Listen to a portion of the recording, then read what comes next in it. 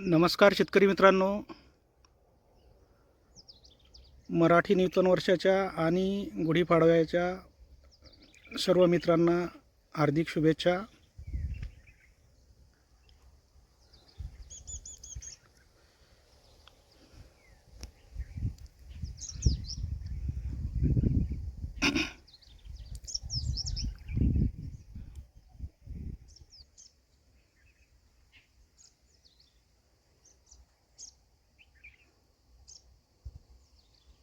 मित्रांनो, आज 30 मार्च 2025 आणि वातावरण जे आहे ते पूर्णपणे बदललेलं आहे. अगदी चिरडतं आहे. इथं व्हिडिओ शूट करताना सुद्धा उभं राहतानाही शरीराला घाम फुटतो आहे. आणि मित्रांनो,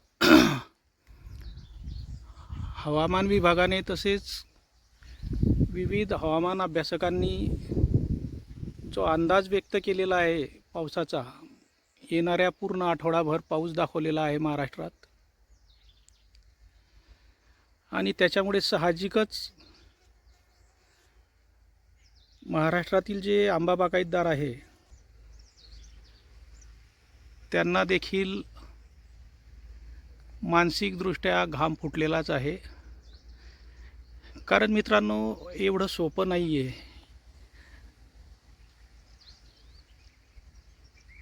सर्व पद्धतीच्या पीक संरक्षणासाठीच्या उपाययोजना करून ज्या वेळेस हाताशी अशा पद्धतीचं पीक आलेलं आहे आणि या पिकातून मिळणाऱ्या उत्पन्नातून भविष्यातील जे काही स्वप्न रंगवलेली आहेत, तर अशा वेळेस ज्या वेळेस वादळ, गारपीट, अतिवृष्टी अशा स्वरूपाच्या घटना घडतात आणि काही क्षणात होत्याचं न होतं त्यावेळेस त्या बागायतदाराला जो मानसिक धक्का बसतो त्याच्यातून सावरण्यासाठी त्याला कित्येक महिने निघून जातात.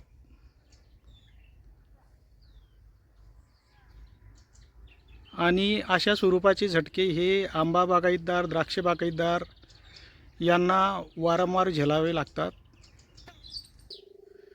मित्रांनो, खरं म्हणजे अशा स्वरूपाचे नकारात्मक विचार डोक्यामध्ये यायला नको, परंतु 2023ला या गोष्टी मी स्वतः फेस केलेल्या आहेत. स्वतः त्या अनुभवातून गेलेलो आहे. 30 एप्रिल 2023ला आमच्या परिसरामध्ये प्रचंड मोठ्या प्रमाणात वादळ झालेलं होतं.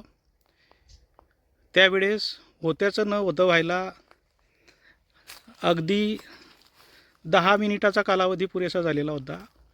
इतक्या प्रचंड प्रमाणात हवेचा वेग होता आणि त्यावेळेस गारपीट देखील झालेली होती. त्यामुळे जवळपास 18 ते 20 टन आंबा बागेतून ट्रॅक्टरच्या ट्रॉल्यांमध्ये भरून फेकून द्यावा लागला होता. हार्वेस्टिंग स्टेजला आलेला आंबा फेकावा लागलेला होता. त्यामुळे मित्रांनो, हवामान खात्याने किंवा अभ्यासकांनी थोडा जरी इशारा अशा पद्धतीचा दिला तरी नुसता तो इशारा ऐकूनसुद्धा आंबा बागायतदाराला घाम फुटतो आणि मनामध्ये धडकी भरली जाते. आणि मित्रांनो, शेतकऱ्याचं जीवन हे असंच असतं.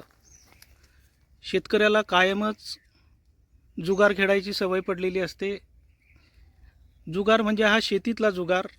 ज्याप्रमाणे व्यसनी लोकांना ठराविक व्यसन ते व्यसन त्याला केल्याशिवाय जमत नाही, तसंच मित्रांनो शेतीचंही आहे. याच्यात एक वेळा ऑक्टोबर महिना लागला की म्हणजे त्या आंबा बागायतदाराला पुढच्या सीझनची ओढ लागते. त्याच्यातूनच तो एकामागून एक त्याची मेहनत करायला सुरुवात करतो. मग ते फवारणीचे कामं असतील, बाकीचे अन्य खतं देण्याचे कामं असतील, म्हणजे खर्चाची सगळी कामे तो त्याच्या परीने करत असतो. आणि एवढा खर्च केल्याच्या नंतर आपल्या हाती काय येईल आणि किती येईल याचा कसलाही अंदाज संबंधित शेतकऱ्याला नसतो. तरीसुद्धा हा जो शेतीचा जुगार आहे हा तो निर्ढावलेल्या एखाद्या व्यसनी माणसासारखा दरवर्षी खेळत असतो.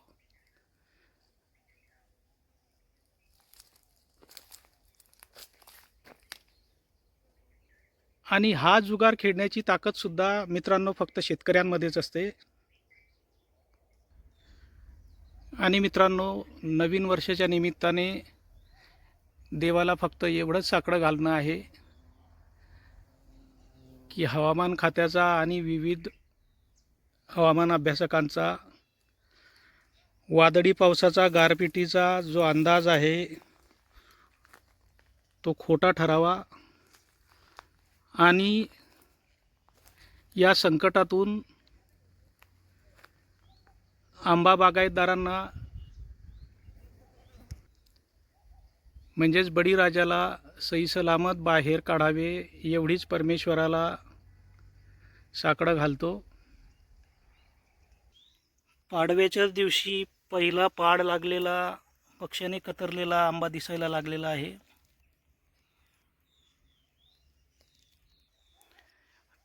त्याच्यामुळे साहजिकच काही जी आंब्याची झाडं आहेत ते लवकर पाडाला लागतील ही चिन्ह दिसायला लागलेली आहेत. अगदीच पाडाला लागण्याच्या आधी जो थोडा लालसर कलर जो आहे, लालसर कलर जो आहे तो आंब्यावर दिसायला लागलेला आहे. तर मित्रांनो, पुनश्च सर्वांना मराठी नूतन वर्षाच्या हार्दिक शुभेच्छा. धन्यवाद शेतकरी मित्रांनो. जय जवान, जय किसान.